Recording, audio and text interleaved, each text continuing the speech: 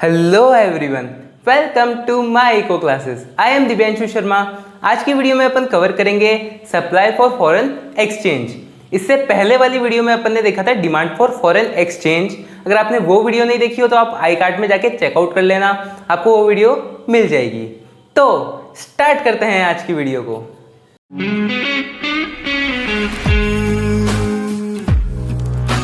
Start करते हैं अपन supply of foreign exchange, यानी सप्लाई ऑफ फॉरेन करेंसी क्यों होती है, अपन क्यों करते हैं। इससे पहले अपन ने देखा था डिमांड फॉर फॉरेन करेंसी अपन क्यों करते हैं। अपन ने देखा था डिमांड, उसके अंदर अपन ने देखा था वेरियस रीजन थे जिसके लिए अपन फॉरेन करेंसी की डिमांड करते हैं।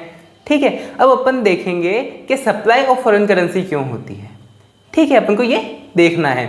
अब अपन ये कह सकते हैं कि जो डिमांड के जो रीजंस थे वही सेम रीजन किसके होंगे, सप्लाई के होंगे, बट ये अपनी कंट्री को देख के होंगे।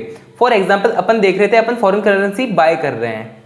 ठीक है, अब अपन देखेंगे कि जो फॉरेनर्स है वो अपनी करेंसी बाय कर रहे हैं, यानी अपनी कंट्री में ट्रेड कर रहे हैं या फिर कोई भी बाय कर रहे हैं, कुछ भी कर रहे हैं, अपनी कंट्री में इन्वेस्टमेंट कर रहे हैं, वो सारी चीजें कर रहे हैं। वो किस में अपन को देखना है, वो अपन को देखना है सप्लाई ऑफ फॉरेन एक्सचेंज में देखना है। किस में देखना है, सप्लाई ऑफ फॉरेन एक्सचेंज, यानी अपने कंट्री में सप्लाई कैसे आती है फॉरेन एक्सचेंज की, किन किन चीज़ों से फॉरेन एक्सचेंज की सप्लाई अपनी कंट्री में आ सकती है।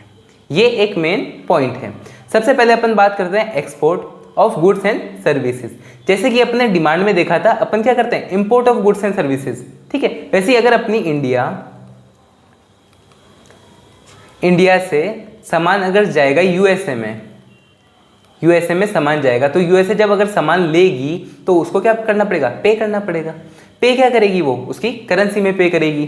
ठीक है, तो जब वो उसकी करेंसी में पे करेगी और फिर अपनी करेंसी बाय करेगी और उससे क्या करेगी, देखिए ये सारे सामान खरीदेगी, या तो गुड्स खरीदेगी या सर्विसेज अगर वो ले रही है तो उसको भी पे किस में करेगी, उसकी करेंसी में करेगी। समझ गए अपन बात को। अब अपन बात करते हैं टूरिज्म की। जैसे अगर अपन किसी और कंट्री में घूमने जाते हैं तो ऐसा थोड़ी है कि कोई अपनी कंट्री में घूमने नहीं आएगा, राइट है। तो जब कोई लोग फॉरेनर्स अपनी कंट्री में घूमने आते हैं तब अपन को क्या मिलती है, सप्लाई ऑफ फॉरेन करेंसी मिलती है। फिर अपन थर्ड पॉइंट की बात करें, remittance unilateral transfer from abroad. मतलब जब अपन किसी को गिफ्ट कर रहे थे तब अपन को क्या देना पड़ रहे थे, फॉरेन करेंसी देनी पड़ेगी। जब फॉरेनर्स अपन को गिफ्ट करेंगे या फिर कोई चीज़ देंगे तो उनको क्या करना पड़ेगा, अपनी करेंसी में देना पड़ेगा। जब अगर वो अपनी करेंसी में देंगे तो उनको क्या करना पड़ेगा, एक तरह से उनकी करेंसी चेंज करवानी पड़ेगी और उससे अपन को क्या मिलेगी, सप्लाई मिलेगी किसकी, फॉरेन एक्सचेंज की, यानी फॉरेन करेंसी की। समझ रहे हैं अपन बात को। फिर अपन बात करते हैं loan from rest of the world, यानी जैसे अपन ने डिमांड में लोन लिया था अपन उनको चुका देते उनकी करेंसी में। अब जब इन्होंने अपन से लोन लिया, किसी भी कंट्री ने अपन से लोन लिया, तो वो किस में चुकाएंगे, अपनी मनी में चुकाएंगे। और अपनी मनी खरीदने के लिए क्या करना पड़ेगा, उसको अपनी मनी में चेंज करवाना पड़ेगा। जैसे अगर वो डॉलर है उनको क्या करना पड़ेगा, उनको चेंज करवाना पड़ेगा रुपीज़ में, तो अपने यहाँ पे सप्लाई हो जाएगी किसकी, डॉलर्स की, यानी जो भी फॉरेन करेंसी है उसकी। फिर अपन बात करते हैं फॉरेन इन्वेस्टमेंट, यानी फॉरेनर्स अगर अपने इंडिया में इन्वेस्ट करते हैं किसी भी चीज़ में तो क्या होगा, अपन को फॉरेन करेंसी मिलेगी। फिर बात करते हैं स्पेकुलेशन। अगर स्पेकुलेशन करनी है, जैसे बढ़ेगी तो कमाएंगे, घटेगी तो नुकसान होगा, ऐसी अगर स्पेकुलेशन करनी है, सट्टा खेलना है, तो उसमें भी क्या होती है, फॉरेन करेंसी अपने आती है। तो मतलब ये कुछ रीजंस है जिससे अपन को फॉरेन करेंसी आती है, मतलब अपने पास फॉरेन करेंसी की सप्लाई होती है। किससे, अगर अपन गुड्स बाहर सेल करते हैं तो कोई टूरिज्म, मतलब कोई टूरिस्ट आता है अपने यहाँ पे, तो अगर अपन को कोई गिफ्ट वगैरह, ग्रांट्स वगैरह ऐसी चीज़ें मिलती है तो अपन के पास क्या आती है, फॉरेन करेंसी आती है।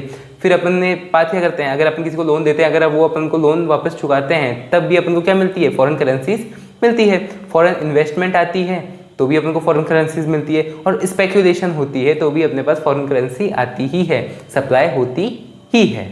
फिर अपन बात करते हैं reasons for the rise in supply of foreign currency. Foreign currency की सप्लाई इंक्रीज कैसे हो जाती है। ठीक है, कि मतलब हाँ नॉर्मल टाइप में आ रही है, बाकी वो एकदम से इंक्रीज होने के कारण क्या हो सकते हैं, तो एकदम से इंक्रीज होने के कारण क्या हो सकते हैं, price of foreign currency rises. मतलब फॉरेन करेंसी क्या हो गई, महंगी हो गई।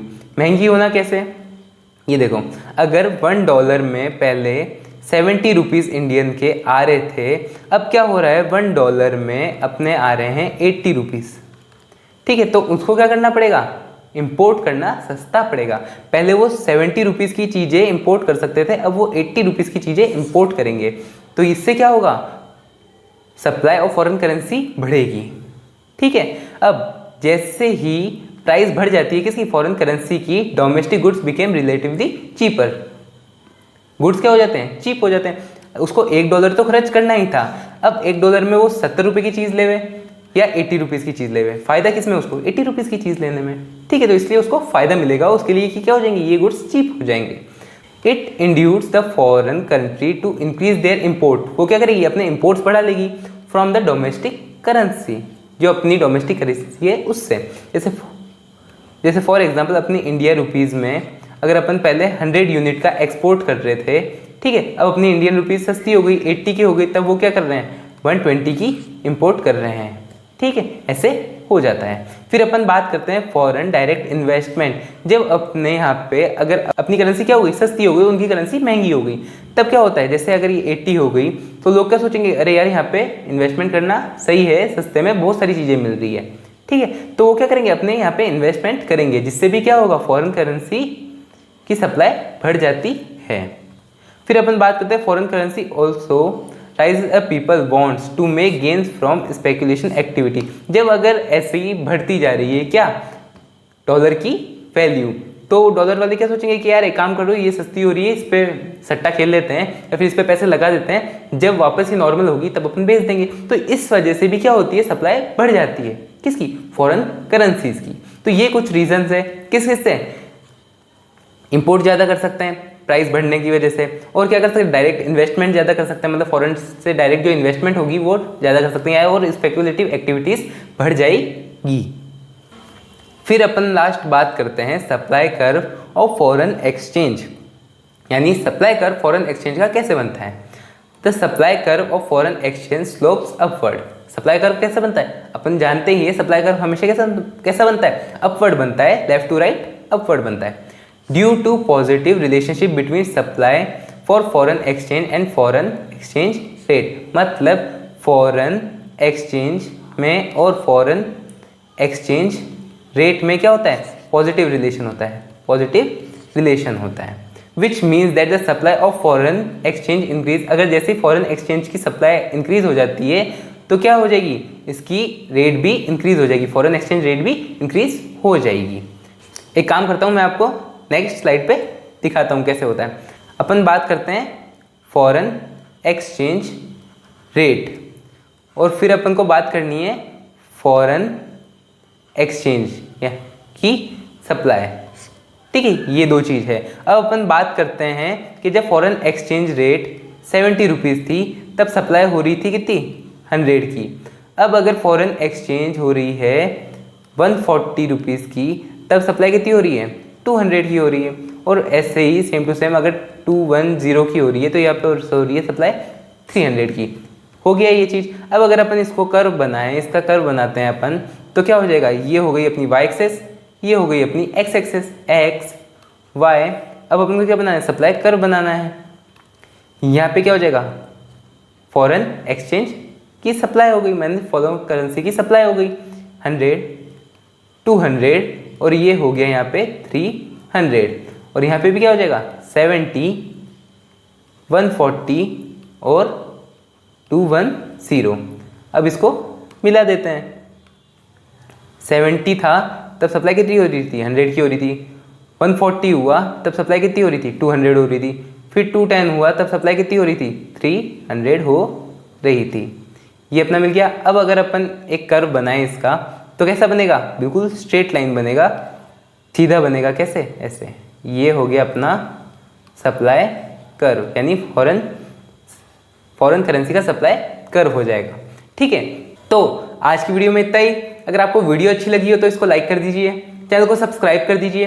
कोई भी डाउट हो, प्रॉब्लम हो तो आप कमेंट बॉक्स में इजीली पूछ सकते हैं। अपन मिलेंगे नेक्स्ट वीडियो में। Thanks for watching.